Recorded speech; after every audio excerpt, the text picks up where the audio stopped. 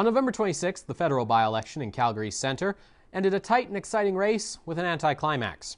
The Conservatives won. Again.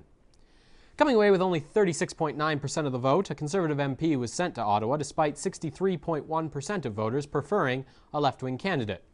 Quickly, pundits and commenters from the Gauntlet to the CBC latched onto the issue of vote splitting as the reason for the results.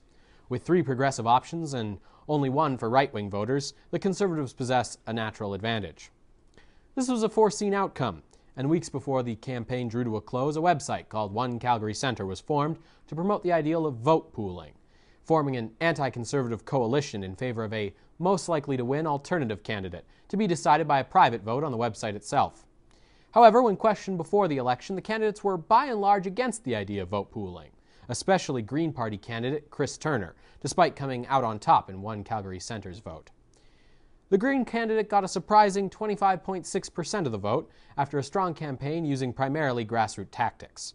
Was he upset that vote splitting resulted in the election of a Conservative candidate?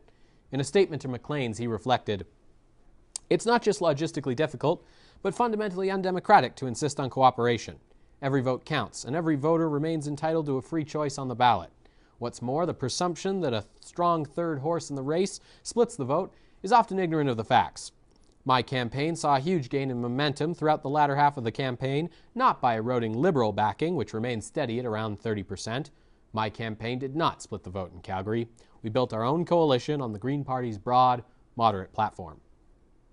Turner raises a relevant point. The solution to the problem of vote splitting cannot be to vote against a party.